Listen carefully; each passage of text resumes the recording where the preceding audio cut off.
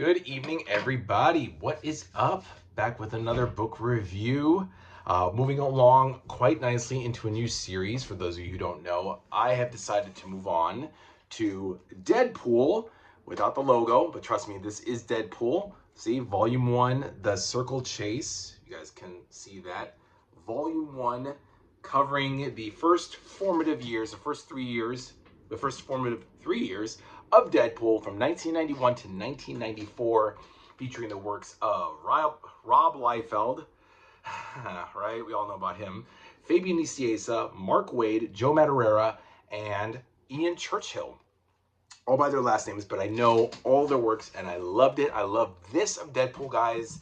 Like I said, covering 1991 to 1994. The issues covered here are pretty much a smattering of appearances. The first appearance, the second, the third, the fourth, just a plethora of appearances by Deadpool in other series before he, of course, got his own regular volume series.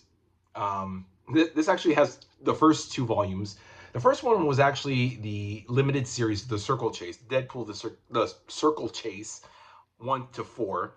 That was technically a first volume, volume 1, and then there was a volume 2 of Deadpool, also a 4-issue limited series.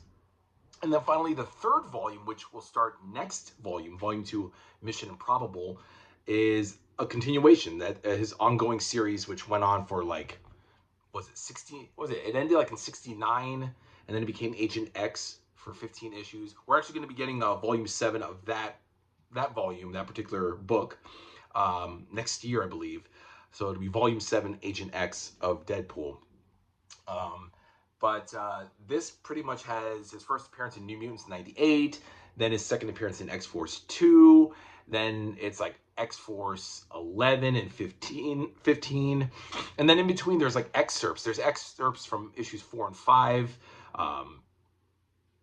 14, and only because they want you to, they want us, the readers, to connect Deadpool's movement around the universe, the Marvel universe. No matter how small and insignificant it was, they just put it in there, which it's okay, it's Deadpool, but what I like is, of course, the subtle progression between, or rather not between, but from the start of him being a psychotic killer assassin to being a jokester who still kills for fun. And of course, he's the merc with a mouth. He just kills people with glee and humor. And it doesn't really change from the time that he's a villain of X-Force and Cable and Domino and all these people up to, when Tulliver gets killed in issue 15 of X-Force, searching for the will, which culminates into the 4-part Circle Chase storyline. I always called it I kept calling it Circle Jerk when I was reading it. I don't know, just as a joke, and now it's gotten stuck in my brain, guys. So I have to remember it's Circle Chase, not Circle Jerk. Although Circle Jerk would have been a funny title, but I don't think the Comics Code Authority would have approved of that. That's what I think of the Comics Code. Anyway, fortunately, they're abolished and we don't have to deal with them anymore. I just like that progression. I did find Deadpool a little bit annoying. I have a problem with people who talk too much. I myself talk a lot, not even counting this. I'm just talking about, but I can be verbose. If you guys ever met me in real life, I have a lot on my mind and I like to talk about a lot of things. But man, Deadpool just doesn't shut the fuck up. It's just, I get it. He's a culture vulture. He loves pop culture. He loves music. He loves movies. He loves popular art and pop culture. Good for him. But it's like, man, I wish there was like a time and a place for him to not be so mouthy. There was a moment in the second volume of Deadpool from 1 to 4 when he's with Banshee and Siren, and they're going up against Black Tom Cassidy and the Juggernaut. And he's like, he doesn't want to like talk. He doesn't want to, because he removed his mask and showed Teresa Cassidy, Siren, his face, and he's ashamed. It was like the one time in this whole volume that he actually was like quiet. But then, of course, he picked it back up and was like, all right, let's go kick some ass. I used my voice, guys, when I did Deadpool. I did not listen to Ryan Reynolds. I'm going to tell you guys right now, I can't stand Ryan Reynolds. I don't like his face. I don't like his acting. If it wasn't for, I don't like anything about Ryan Reynolds. I don't like that Canadian voice of his, that whiny little voice. Shut up, asshole. I'm not a Ryan Reynolds fan, guys. If you guys are, and you guys hate me on it, leave comments down below. I don't care. Or unsubscribe or dislike, whatever. I don't like him. And my point is that when I read Deadpool, I did my own voice, how I think Deadpool should sound. And let's face it, too, guys. If it wasn't for Deadpool, Ryan Reynolds' career would be over because nobody gave a fuck about Ryan Reynolds. Okay, Green Lantern, he fucking destroyed the Green Lantern franchise. Fuck him. So that's all I'm gonna say about Ryan Reynolds. Whew, that felt good, guys. Boy, you guys thought my tear on Stan Lee was bad. Don't get me started on Ryan Reynolds. We're gonna move on. So, I made Deadpool my own voice, my own, my own way of being. If I was doing the voiceover work of Deadpool, it was like, oh, hey guys, what? I'm the Merc with the mouth. My name's Wade Wilson. What? Okay, I'm gonna kill you. Sorry, something goofy like that. I did it more like if it was a cartoon, or more than anything. Whatever. One day I'm gonna videotape myself reading a comic book, and you guys will see what I do. It's really, I can't read in my head, guys. I gotta do stupid voices. It's just much more fun that way. Anyway, so enough about me. The stories, I'm sure you guys know. I was saying that these were a smattering. These were a smattering of appearances. So if you guys have X-Force Volume 1, and I think even Volume 2, you pretty much have these issues. There's also an appearance from Avengers 366, which is Volume 24 of Avengers. It's actually the second story, a backup story, because it was the 30th anniversary issue of Avengers. And they just stuck Deadpool in this backup story where he encounters Black Knight and Blood Wraith, Sean Dolan, who was the former squire of Black Knight, Dane Whitman. But that leads into the Tolliver Will. So that actually goes from Avengers 366 to the Circle Chase 4-part limited series. So it all ties in together. I feel like Deadpool's change came when Tolliver died.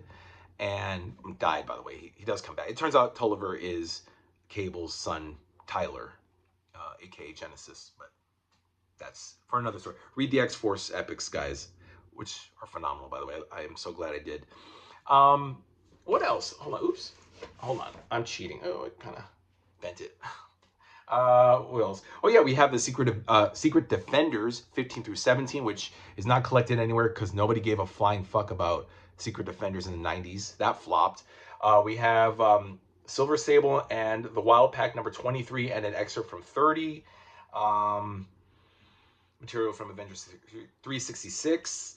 Deadpool Volume 2, 1 to 4. That's pretty much it, guys. I mean, aside from the Deadpool and the Secret Defenders, everything else you can collect from other volumes. It's like Venom and Carnage you can pretty much get from Amazing Spider-Man, from those epics. But again, if you're a fan of Deadpool, guys, which I'm sure a lot of you are, pick it up. It's great stuff. I mean, I love it. It's just Deadpool-centric. Just like Venom is Venom-centric, Carnage is Carnage-centric.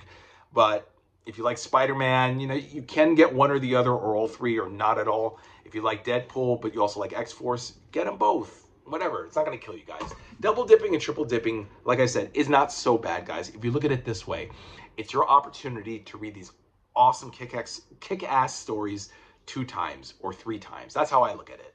Don't look at it as, oh, I'm wasting my money. Look at the positive, okay? Glass half full. Yeah, that's pretty much it for Volume 1, guys. That was the Circle Chase. We're going to be moving along to Volume 2, Mission Improbable, which is another 3 years from 1994 to 97.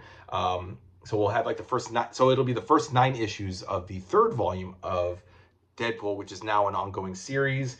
We have X-Force 47 and 56. We have, Deadpool -1. Yes, guys, I am blind, and I'm not going to look like a total fool and tard, like this. So I'm going to put on my dorky, ugly glasses. Whew, much better. Wolverine 88, guys, which I've already read in one of the Wolverine volumes, probably Volume 7 to the Bone, I think it was, yeah. Volume 88. excuse me, Wolverine number 88, X-Force 47 to 56, Deadpool 1 to 9, and -1, Daredevil and Deadpool Annual 97, which I just read in the 21st volume of Deadpool, which was Widow's Kiss, the very last volume, guys. I just finished that a few books ago, but I'm going to have to read it again, which is fine. That's the one where Typhoid Mary is involved. Typhoid Mary, and it turns out that Typhoid Mary is the prostitute that Matt killed when he was a kid in the Man Without Fear 5-issue limited series, the one that Frank Miller and John Romita Jr. did, which was awesome, by the way. And material from Wolverine Annual 95. So that's all that. He takes on the Hulk. All right, guys, check that out. Mission Improbable. And we have, okay, Jeff Loeb. We have Joe Kelly. We have Adam Paulina, Ed McGuinness, and Jimmy Chang. Jimmy Chang. Hold on, guys. Let me just make sure. It is Chang. Bernard Chang. Bernard Chang. Oh, look at this, guys. Larry Hama, Chris Golden, Jeff Loeb, Joe Kelly. I'm just reading the things here. Ben Herrera, Adam Paulina, Ed McGuinness, Aaron Lopresti, Bernard Chang with Adam Kubert, who I like. Him and his brother Andy are awesome. Fabio Laguna, Kevin Lau, Pete Woods, Shannon Denton, and John Fang. So I don't know those people. So cool. And I guess he's going to be taking on the Hand. I don't know. It says it right here. Let me see. I won't bore you guys with that, but this is going to be the next one, guys. Volume 2. We're going to be doing straight through from 1 to 5 of Deadpool. So that's really exciting. And then, of course, we don't have any announcement about Volume 6, but we will be getting Volume 7, Agent X, next year. So I have plenty of time to read the first 5 within like a couple days because I'm a pretty fast reader. All right, guys, that's it. That's Deadpool Volume 1, The Circle Chase, 1991 and 1994. Leave all your comments, likes, dislikes, subscribes, unsubscribes, whatever you guys want to do. I don't care, but I hope you enjoyed this, found this informative. Please, guys, know that I read these epics so you don't have to, but I highly recommend that you do read them for yourselves and enjoy them because these epics are fucking amazing. And no, guys, I'm not going to read DC Finest. Stop sending me these messages. Okay, eventually. Eventually, I'll consider DC Finest and the modern epics and whatever, guys, okay? Just, guys, I got to get through the classic epics first. If you guys are watching this part, please understand, I have 93 more classic epics to read. I can't fit any more books on my schedule. I'm running out of space as it is, you know, over here, over there. So I will get to it, guys, eventually, okay? I just got to get more bookshelves. It's not a money thing. It's just a space thing. All right, who cares? Take care, guys. Thank you for watching. I'll see you in a couple days when we'll talk about Volume 2. And leave your comments again, guys, and I'll see you next time. Bye.